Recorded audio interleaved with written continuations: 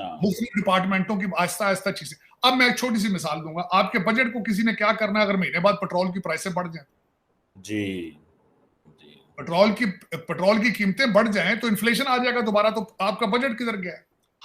बार बार press conferences हो रही हैं, ब्रीफिंग्स हो रही हैं, खुद हमें भी ब्रीफिंग्स आ रही हैं, हर जगह से आ रही हैं कि वजीर आजम का दौरा चाइना जो है इंतहाई कामयाब रहा। मैं आपको इंतहाई दुख के साथ बता सकता हूँ, इंतहाई मलाल के साथ आपको बता सकता हूँ कि ये बहुत बड़ा झूठ है।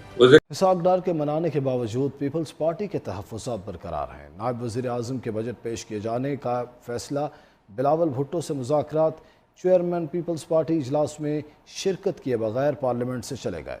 इस वक्त आपको बताएं कि वज़ीर आला पंजाब मरीम नवाज ने बजट दस्तावेजात पर दस्तखत कर लिए हैं।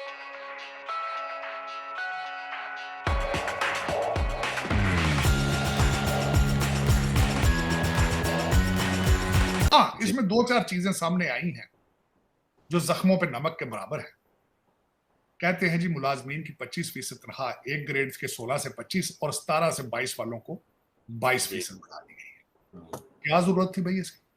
मुलाजमीन काम तो कर ही नहीं रहे, रिश्वत ले रहे हैं, पहले वो काम तो करके तनख्वाह ले ही नहीं रहे।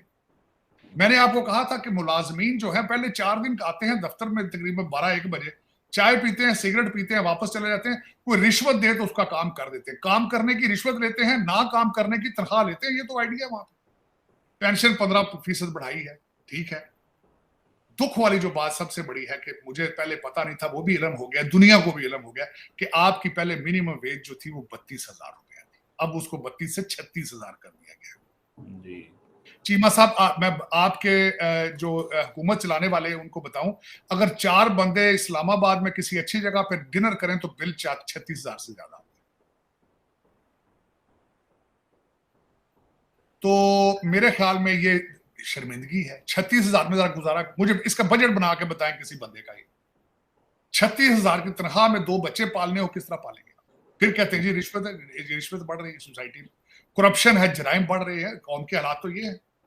हाँ, हाइब्रिड और लग्जरी गाड़ियों के ऊपर जो है कहते हैं जी रियायतें जो दी थी वो खत्म कर दी गई थी, और उनकी इंपोर्ट बंद करो यार तुम। उनकी इंपोर्ट की जरूरत है लग्जरी गाड़ियों? मुल्क बैंकरप्ट है तो वहां पे लग्जरी गाड़ियां क्यों चला रहे हो? चीमा साहब, जो उसमें जो मुझे एक बात अच्छी लगी है, पता नहीं वो किस तरीके से वो उस पर अमल दरामद हो सकेगा, आईटी के सेक्टर के लिए 89 बिलियन अरब रुपया जो है वो मुख्तस किया गया जी। लेकिन साथ ये भी बताते, क्लैरिफाई करते कि किस तरह लगाया जाएगा आईटी के ऊपर पैसा। बच्चों को इंग्लिश तो आती नहीं है तो आईटी किससे सिखाएंगे? ये उर्दू में ट्रांसलेट करके उनको कंप्यूटर की ट्रेनिंग देंगे? ये पहले मेरे समझ से ये नहीं बात। देखे ना, मुर्शिद पाक ट्वीट करते हैं जब तो उर्दू में करनी पड़ती। लौंडे लपाटे सारा दिन मुझे मैसेज करते हैं व्हाट्सएप के ऊपर, वो भी उर्दू में लिख के करते हैं। इंग्लिश तो आती नहीं है तो आईटी किस तरह करेंगे? चीमा साहब, मैं आपसे थोड़ा सा अजरा मजाक कहना चाहूंगा। मैं पाकिस्तान में जाता था जब, पहले तो लोड शेडिंग जब होती थी, तो मैंने जिसके किसी के घर में जाना तो मैंने पूछना जी बच्चा क्या कर रहा है? उन्होंने कहा जी आईटी पढ़ रहा है। मैं क्या यार, यहाँ पे बिजली तो है नहीं है, कंप्यूटर मोमबत्तियों से चलाओगे जिसपे बच्चा किस तरह आईटी करेगा? तो बात है कि आईटी कर रहे हैं, इंग्लिश आती नहीं किसी को, ना कंप्यूटर पे बैठने की सलाहियत। डॉक्टर साहब मुबारक हो। वो कल तारड़ साहब, मिनिस्टर साहब से हम मिले एक कॉन्फ्रेंस में, तो वो हमें बता रहे थे कि हम चीन गए तो उन्होंने हमें बताया कि हमारे जो आईटी एक्सपर्ट की ये हालत है कि वो इंटरनेशनल लेवल के नहीं है। तो फिर हवावे ने हमें ये कहा है कि हर साल हम 2 लाख पाकिस्तानियों को फ्री ट्रेन किया करेंगे, आईटी स्किल दिया करेंगे। वो कह रहे थे ये हमारे लिए, हम बहुत बड़ा पैकेज जो है वो चाइना से लेके आए। हो सकता है तारड़ साहब आइंदा दिनों में पाकिस्तान आईटी की फील्ड में इंडिया का मुकाबला कर सके अगर चीन मदद करे तो। 76 साल बाद, 76 साल लगेंगे। इंडियन इंस्टीट्यूट ऑफ टेक्नोलॉजी को आज अजय बंगा प्रोड्यूस करने में 76 साल लगे। आप अगर किकबैक्स के साथ भी चाइना से ये प्रोडक्ट भी अगर आप ले आए हैं तो 76 साल बाद हो सकता है आप जहां आज इंडिया है वहां पहुंच जाए। ये मेरी प्रेडिक्शन है। और अगर ये प्रोग्राम चला तो उसकी वजह यह है कि आपका जो पिछला ट्रैक रैकेट है वो ये होता है कि जब भी आपकी मुखालिफ पार्टी आती है या तो प्रोग्राम का नाम चेंज कर देती है या प्रोग्राम को बंद कर देती है। आपका माजी तो ये है। आपने सीपैक शुरू किया था, वो बन गया। 120 मंसूबे हैं सीपैक के सारे बंद पड़े। तो चीमा साहब दर हकीकत ये तो कोई करके दिखाएगा तो फिर एतबार हम करेंगे, वरना आपने तो नवाज शरीफ साहब ने तो कहा है कि चांद पे हमने जाना था, इंडिया क्यों चला गया है। उन कहने से क्या फर्क पड़ता है। तरक्की वो कहते हैं हमने करनी थी, भारत ने किस तरह कर ली है। भाई वो कंसिस्टेंट रहे हैं, तरक्की की जा रही है। जो डिफरेंसेस हैं, बल्कि मैं कल भी बात कर रहा था, इलेक्शन होते हैं, जिस तरह का इलेक्शन इस दफा भारत में मैंने बड़ा क्लोजली वॉच किया, मेरे ख्याल में दुनिया में कोई भी मुल्क इस तरह का इलेक्शन होल्ड नहीं कर सकता, और फिर किसी पार्टी ने उसके ऊपर धांधली का इल्जाम नहीं एक्सेप्ट किया। और चीमा साहब, कौमें जो है वो जज्बों के साथ बनती हैं, डिटर्मिनेशन के साथ बनती हैं, नेशनलिज्म के साथ बनती हैं, जिसका फुकदान है इस वक्त पाकिस्तान के अंदर उनका बिल्कुल कोई नामो निशान नहीं है। आज मैं बल्कि छोटा सा बात बल्कि करना चाहूंगा, हमारे एक जर्नलिस्ट हैं इमरान रियाज साहब, हज पे जाने वाले थे, मैं छोटे बड़े ज़हन में आ गया वैसे ही कि वो हज पे जा रहे थे तो उनको अरेस्ट कर लिया गया है। मेरे ख्याल में बिल्कुल सही अरेस्ट किया गया है उनको। उसकी वजह ये है कि ये जो चट्ठे जज हैं आपके, इन्होंने शहबाज गिल साहब को भी भेजा था बाहर, इन्होंने शहजाद अकबर साहब को भी चट्ठा जज तक किसी ने भेज दिया था। आज़म पाकिस्तान मियां शहबाज शरीफ का जो दौरा चाइना है जो अभी कंक्लूड हुआ है 2 दिन पहले, ये इंतहाई फ्लॉप दौरा था। बल्कि अगर ये कहा जाए कि पाकिस्तान के चाइना में आज तक जितने भी ऑफिशियल विजिट्स हुए उनमें शायद ये सबसे ज्यादा फ्लॉप विजिट था, तो ये गलत नहीं होगा।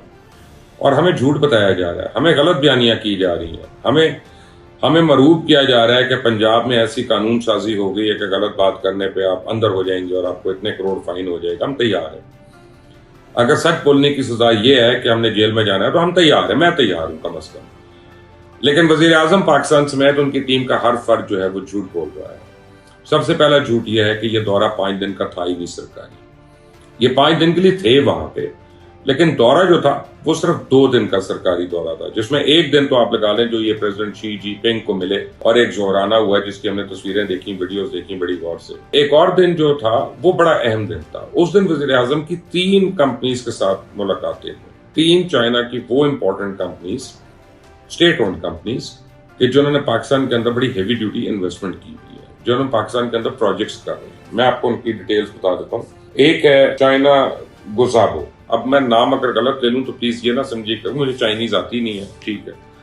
चाइना गुजाबो है। चाइना गुजाबो जो है बेसिकली ये काम कर रही है दासू डैम पे, मेनली प्राइमरली ये दासू डैम पे काम कर रही है और नीलम जल प्रोजेक्ट पे काम कर रही है। उस वक्त पावर चाइना है, ये भाषा डैम के ऊपर काम कर रही है। अब आपको मैं ये बताता हूँ कि ये जो चाइना गुजाबो है, इसका एक बहुत मेजर इनका ब्लंडर हो गया। ये काम कर रहे हैं नीलम जलम प्रोजेक्ट के ऊपर, जो बहुत बड़ा अरबों का पता नहीं कितने का प्रोजेक्ट है, मुझे उसका पता भी नहीं कितने का प्रोजेक्ट है। 3.5 महीने पहले एग्जैक्टली वहां पे एक टनल कोलैप्स हो गई और उसके बाद उस टनल के ऊपर काम ही नहीं हो रहा और सारा काम बंद है। हर रोज अरबों रुपए का नुकसान हो रहा है पाकिस्तान को, लेकिन ये कंपनी जो है वहां पे उसको रेक्टिफाई नहीं कर रही, उसको सही नहीं कर रही, उस टनल को सही नहीं कर रही। वज़ीर आज़म के पूरे दौरे में, और इस मीटिंग जो थी वो इस कंपनी के साथ थी और इस कंपनी के ओहदेदारों के साथ थी। पाकिस्तान का वफ्द जो है वज़ीर आज़म समेत वहां पे ये भी नहीं कह सका कि तुम्हारा जो प्रोजेक्ट जो कोलैप्स हुआ है नीलम जेलम का, जिसकी टनल तुम्हारी कोलैप्स हुई हुई है और उसका हमें अरबों रुपए का रोज नुकसान हो रहा है, तुम उसको कब ठीक कर रहे हो, कब उसको रेक्टिफाई कर रहे हो, कब उसको चालू कर रहे हो, ये वहां पे डिस्कस ही नहीं हो सका। तो अब ये सोचे कि जब हमारे हुक्मरानों में ये हिम्मत ना हो कि वो अपना और अपनी अवाम का जायज हक भी मांग सकें, तो फिर उन हुक्मरानों ने हमें क्या रिप्रेजेंट करना। बहरहाल अगर ये डिस्कस हुआ तो एहसन इकबाल साहब आए और जरा हमें उसकी डिटेल्स बता दें कि ये चाइना गुज़ैबो ने कहा क्या इनको और उन्होंने ऑफिशियल इनको क्या जवाब दिया, और ये जो इतना नुकसान हुआ ये नुकसान चाइना की हुकूमत देगी, वो कंपनी देगी कि हुकूमत पाकिस्तान खुद से भरेगी।